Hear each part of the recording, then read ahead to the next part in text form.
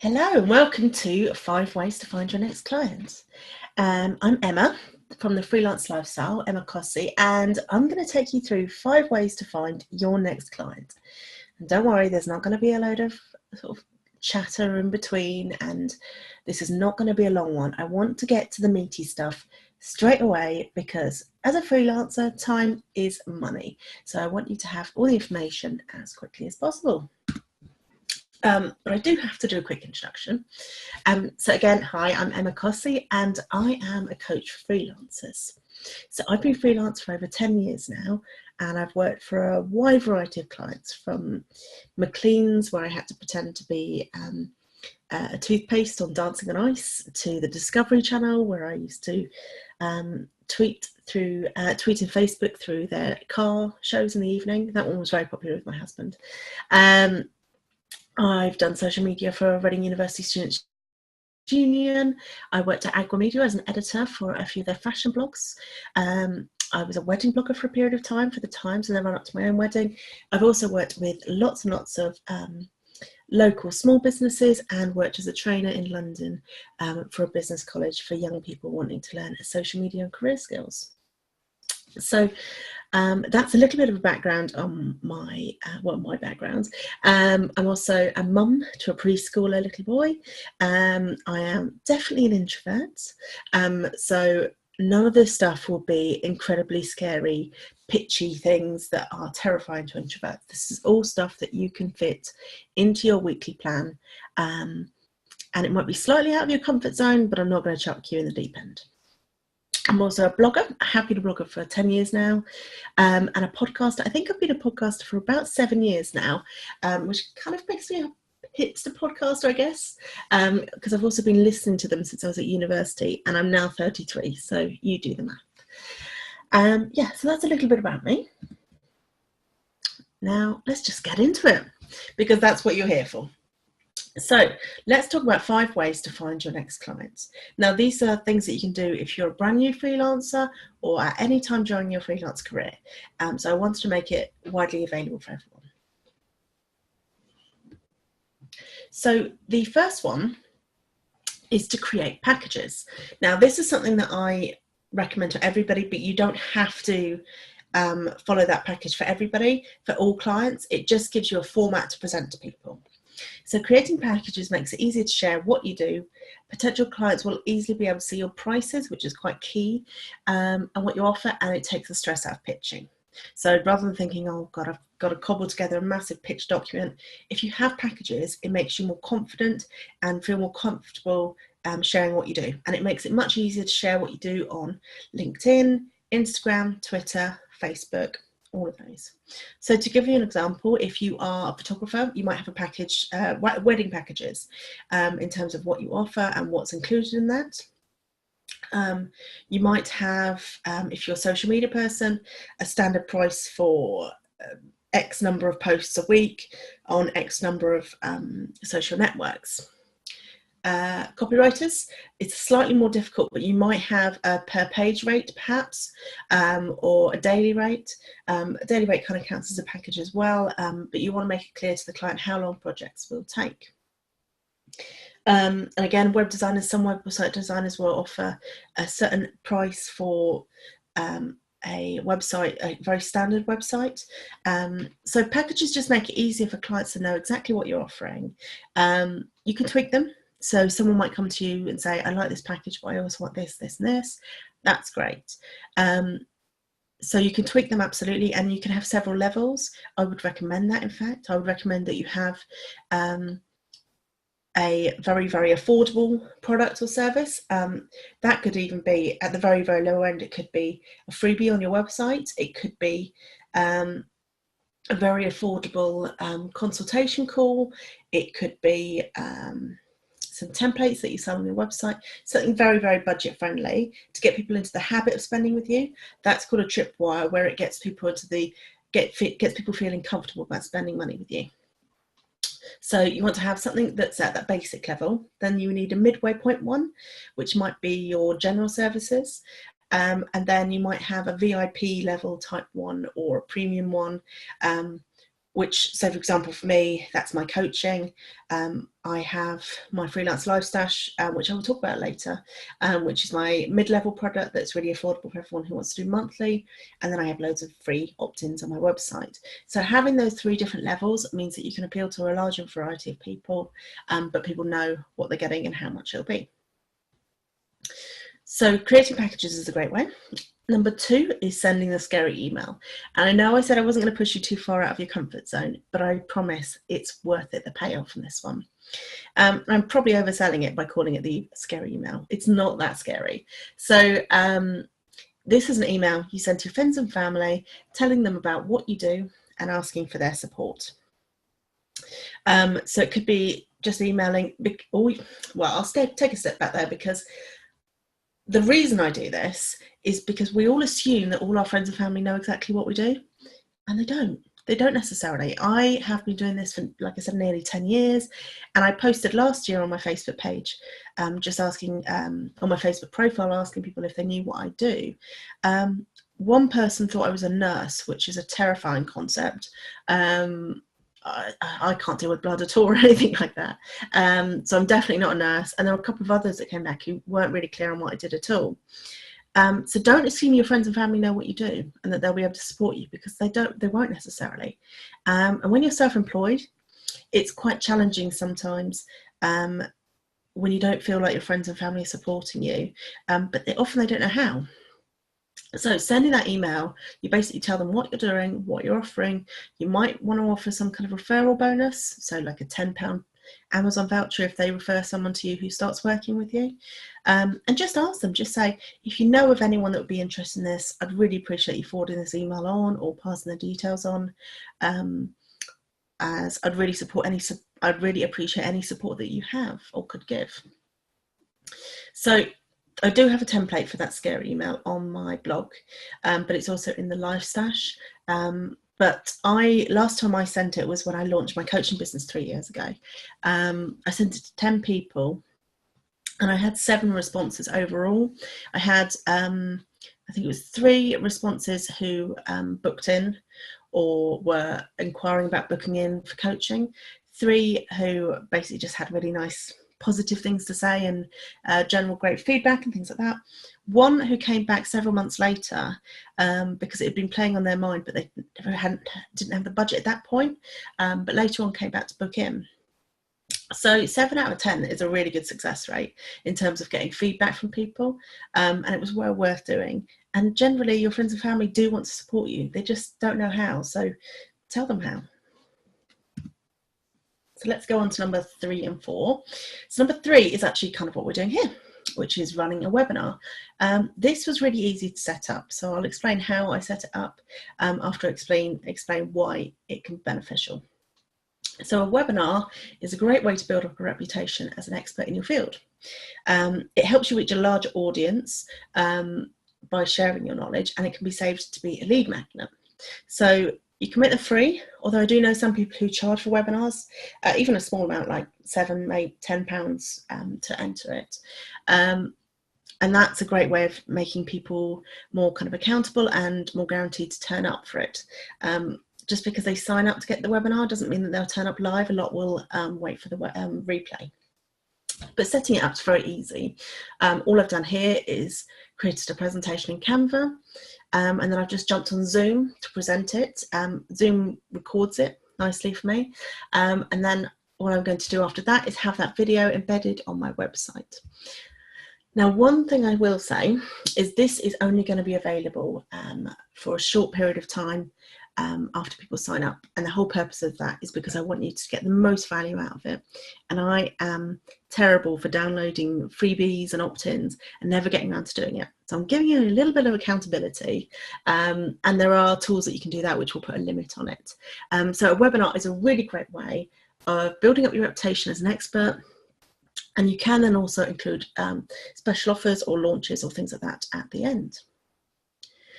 Number 4. Networking. Now, actually, I say this is an introvert's nightmare, but actually I know a lot of extroverts who don't necessarily love networking, but it is one of the most effective ways to find a new client. as long as you go to the right networking events. So I speak to quite a few freelancers who go to networking events where they're surrounded by people who do exactly the same thing as them. So, for example, a social media person would go to a social media networking event. You want to go where potential clients are. So if you do have something like social media or website design or online content, go to local networking events. Any of these kind of coffee ones where you only have to pay for the price of a coffee. I'm not suggesting you go to any of the expensive ones where you have to pay an annual fee. I don't feel like you need to do that. But yes, going to these networking events is a great way to chat to people face to face. You've already then nailed the whole trust side of things, which is such a big thing in selling what you do. You can talk about what you do, you can expand on what you do, and crucially, you can talk to them and ask them about what they do, what they're looking for, and you might spot an opportunity while they're chatting for something that you can do. So if you are feeling nervous, I've got a whole bundle of other tips on networking, but this is one of the best ways to land a new client, and you only have to go for an hour or two. So for an hour or two, you could go and land several leads for new clients, which takes a lot more work on social media. And use PR for your business. Now, PR is often seen as something that larger brands use, but there's actually no reason why it shouldn't be part of your freelancer's marketing plan. Now, Kerry Watt, who's a good friend of mine, she has an interview in the Life Stash, and she's shared some amazing tips on how to use PR as a freelancer. And PR doesn't necessarily have to be being interviewed for magazines or newspapers or anything like that. It can be being a guest on someone's podcast, doing a guest spot as an expert in a Facebook group, commenting on a trending topic for a blog post or a newspaper piece, or contributing to someone else's mastermind. That's quite a popular one now. There's a lot of new media things that you can do for PR. And one tip I picked up from Kerry is to sign up for the response source email, because it's a summary email that you'll get each day, which takes all of the best requests that come up on Twitter under the hashtag response source tag. So these are all things that journalists and anyone like that really are, well, it is mainly journalists, are looking for. So they might be saying, I'm looking for someone who has experience swimming the channel or something like that.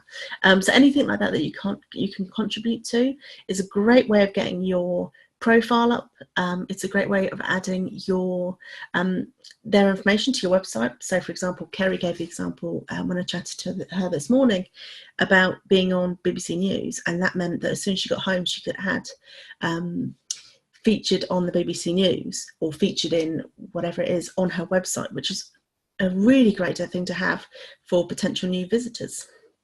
And potentially someone else might catch a glimpse of her on these things, or any freelancer, and think, I really want to work with them.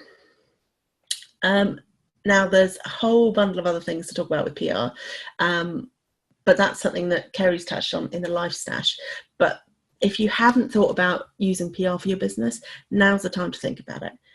Think about where your potential clients might be, or what they're listening to, or what they're reading, and then think about how you can be featured in those things, because then it's much easier. They might come to you rather than you having to seek them all out. So that's 5 very easy ways to find your new client. It's just going to require a little bit of courage. There are plenty of other ways, but I also wanted to touch on 5 ways to create passive income.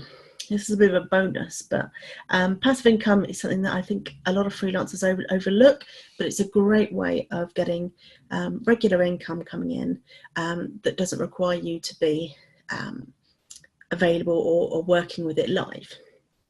So your options with this are things like online courses. So I'll talk a bit more about that in a minute, because my Freelance Life Stash is an online course, but you can build them very easily through sites like Teachable. You can do mini courses, or you can do longer courses. There's a good chance you've already created enough content to do something like that. And people are always keen to do things that they can do in their own time. So online courses are a great way to create passive income. What I'm seeing a lot of at the moment is people using Patreon and subscriptions in their business. So subscriptions might be more subscription boxes, or it might be, if you're a graphic designer, you might send out a little bundle of graphics that people can use each month. It might be, if you're a photographer, you might create some lifestyle shots that you can send out to people each month. So there's lots and lots of different things that you can do around that. Patreon is more about creating, I've just realised I've misspelled that, but it's more about sharing content that's exclusive. So B, who is in the Facebook group, she does a really, really nice one that I'm part of, where she creates exclusive content. Each week she has a book club, and it all works through the Patreon app, but she also has an exclusive Instagram account for that. So that's really effective. I've also seen others that use it for their newsletters, and increasingly podcasts and YouTubers. Next up is templates. So last year, after I launched something, I did something called a downsell. So when you're launching, you can do an upsell and a downsell. So an upsell might be launching a course or something like that, and the upsell would be added coaching. A downsell usually happens after the launch is finished, and it might be a mini version of whatever was on sale. So I did this last year, where I sold 10 templates.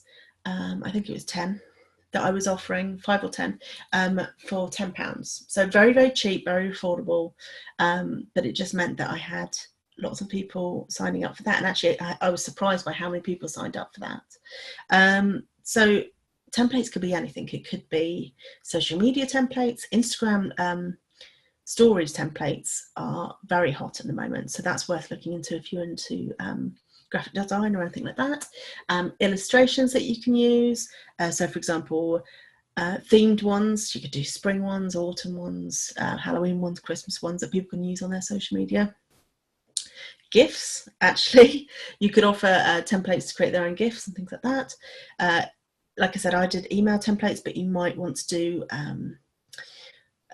say a WordPress template, or even a spreadsheet template, or a Word document template, a pitching template. There's so many different things that you could do. So have a think if there's anything you can do around templates.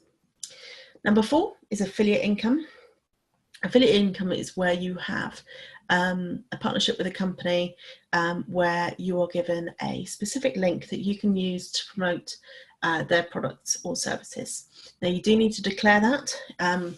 I forget what the hashtag is. I think the hashtag affill or a hashtag affiliate, or there's loads on Instagram. But you need to declare that you're going to get a kickback if they buy it.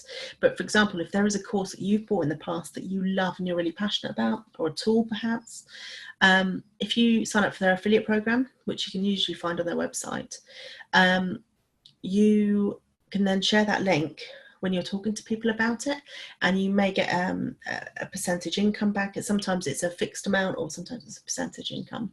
If you're going to be recommending them anyway, you may as well do that. And number 5 is advertising. So if you want to, if you have a blog, you can do advertising on a blog. Podcasting is another thing that increasingly they're using advertising on there. And you can use tools like Anchor, which will organize the advertising for you. You're not going to make a lot of money from that side. It's almost better to go direct. But some advertisers are now willing to work with podcasters. So those are a few ways you can create passive income as well. So I hope that was really helpful. Like I said, it's short and sweet, but I want it to be really valuable for you, and for you to spend a short amount of time watching that, so that you can spend a longer amount of time implementing them and writing down some ideas.